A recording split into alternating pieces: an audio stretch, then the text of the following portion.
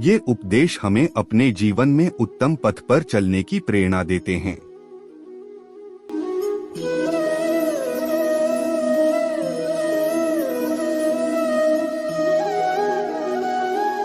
कर्म की महत्ता। कर्मण्येवाधिकारस्ते मा फलेषु कदाचन माँ कर्मफल हेतुर्भूर्मा ते संगोस्त्व कर्मणि। यह श्लोक भगवद गीता से है, जिसका अर्थ है कि आपका अधिकार केवल कर्म करने पर है, न कि उसके फल पर।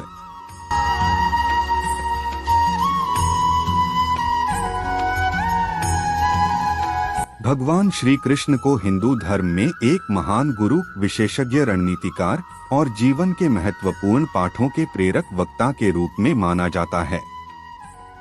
उनके द्वारा दिए गए सबसे महत्वपूर्ण भाषण महाभारत के कुरुक्षेत्र युद्ध के मैदान में अर्जुन को दिए गए उपदेश हैं, जिन्हें भगवद गीता के रूप में जाना जाता है।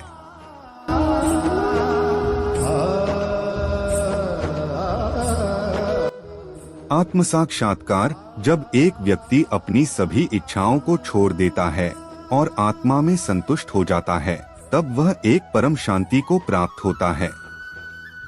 ध्यान और आत्म साक्षात्कार। छठे अध्याय में ध्यान योग पर विस्तृत चर्चा की गई है, जहां श्री कृष्ण बताते हैं कि कैसे आत्मनियंत्रण और ध्यान के माध्यम से आत्म साक्षात्कार को प्राप्त किया जा सकता है।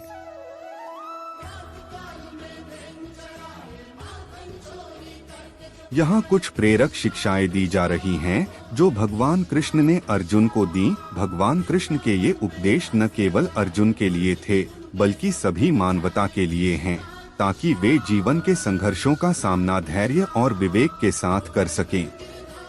भगवान श्री कृष्ण के प्रेरणादायक भाषणों का सबसे महत्वपूर्ण स्रोत है भगवद गीता, जो महाभारत के भीष्म पर्व का एक भाग है।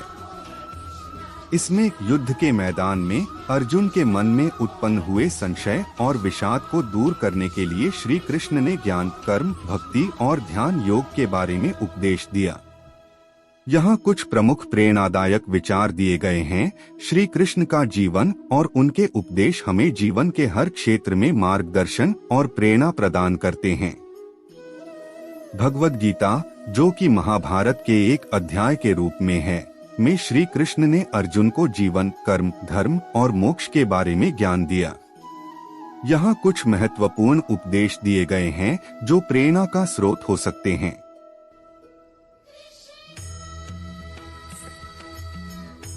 कर्म की महत्ता। कर्मण्येवाधिकारस्ते मा फलेषु कदाचन माँ कर्मफल हेतुर्भूर्मा ते संगोस्त्व कर्मणि। यह श्लोक भगवद गीता से है, जिसका अर्थ है कि आपका अधिकार केवल कर्म करने पर है, न कि उसके फल पर।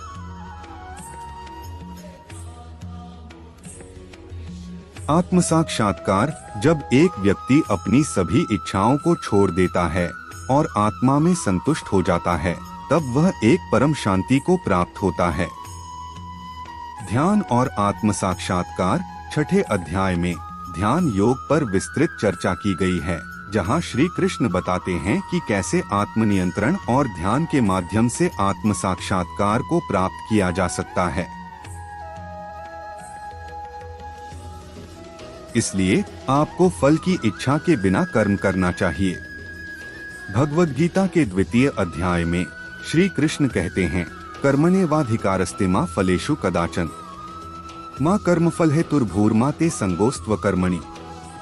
इसका अर्थ है कि मनुष्य को केवल कर्म करने का अधिकार है, फल की चिंता किए बिना।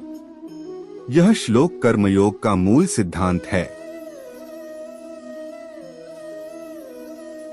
धर्म का महत्व। यदा यदा ही धर्मस्य ग्लानिर्भवति भारत अभ्युत्थानमधर्मस्य तदात्मानं सृजाम्यहम्। इसका अर्थ है कि जब जब इस दुनिया में धर्म की हानि होती है और अधर्म बढ़ता है, तब तब मैं इस दुनिया में अवतार लेता हूँ।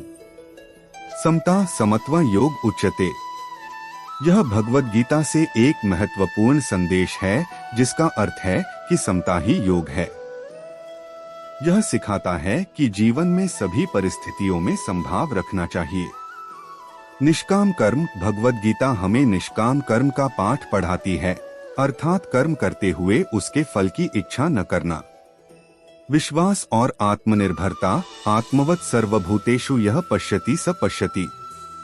जो व्यक्ति सभी प्राणियों में आत्मा को देखता है वह सच में देखता है। यह हमें सिखाता है कि हमें सभी प्राणियों के प्रति करुणा और समान भाव रखना चाहिए। भक्ति भगवद गीता के 9वें अध्याय में भक्ति योग की महिमा का वर्णन है। श्री कृष्ण कहते हैं, पत्रम पुष्पम फलं तोयं यो में भक्त्या प्रयच्छति ततः भक्त्युपहृतमश्नामि प्रयतात्मनः। इसका अर्थ है कि भगवान किसी भी वस्तु को, चाहे वह पत्र हो, फूल हो, फल हो या पानी हो, यदि वह भक्ति के साथ अर्पित की गई हो तो स्वीकार करते हैं। जीवन और मृत्यु का ज्ञान। श्री कृष्ण ने अर्जुन को जीवन और मृत्यु के चक्र के बारे में ज्ञान दिया और बताया कि आत्मा अजर अमर है, यह न तो जन्म लेती है और न ही मरती है। यह ज्ञान अर्जुन को अपने धर्म का पालन करने और युद्ध में भाग लेने की प्रेरणा देता है। समता। श्री कृष्ण ने समता को जीवन का एक महत्वपूर्ण गुण बताया। वे कहते हैं कि सुख और दुख, लाभ और हानि, जीत और हार में समान भाव रखने वाला ही वास्तव में स्थिर बुद्धि वाला और योगी है। भगवद गीता के ये उपदेश न केवल अर्जुन के लिए थे बल्कि समस्त मानवता के लिए हैं, जो व्यक्तियों को जीवन के हर पहलू में संतुलन, नैतिकता और आत्मोन्नति की ओर ले जाने का मार्ग दिखाते हैं। कर्म की महत्ता। कर्मण्येवाधिकारस्ते मा फलेषु कदाचन माँ कर्मफल हेतुर्भूर्मा ते संगोस्त्व कर्मणि। अर्थात तुम्हारा अधिकार कर्म करने में है, फल में नहीं। इसलिए कर्म के फल की इच्छा मत रखो, न ही तुम्हारा कोई अधिकार अकर्मण्यता में है। धैर्य और विश्वास। ये यथा मा प्रपद्यन्ते तांस्तथैव भजामहे हैं।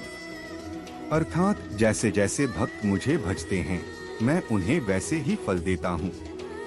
यह उपदेश हमें धैर्य और विश्वास रखने की प्रेरणा देता है। आत्मज्ञान का महत्व। आत्मोपमेन सर्वत्र समपश्यति योर्जुन। अर्थात हे अर्जुन, जो व्यक्ति सब में आत्मा को समान रूप से देखता है वही सच्चे अर्थ में ज्ञानी है।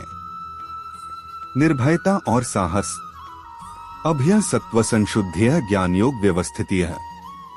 अर्थात निर्भयता, पवित्रता, ज्ञान में स्थिरता, ये सभी आत्मिक विकास के लक्षण हैं। संघर्ष में सामर्थ्य। सुख दुखे समे कृत्वा लाभालाभो जया जया। अर्थात सुख दुख, लाभ हानि, जय पराजय को समान भाव से देखो और संघर्ष करते रहो। श्री कृष्ण के ये उपदेश हमें जीवन के हर पहलू में संघर्ष करने, अधिकारिता और अपेक्षाओं को समझने, आत्मज्ञान की ओर अग्रसर होने और निर्भयता व साहस के साथ जीवन जीने की प्रेरणा देते हैं। ये उपदेश हमें अपने जीवन में उत्तम पथ पर चलने की प्रेरणा देते हैं।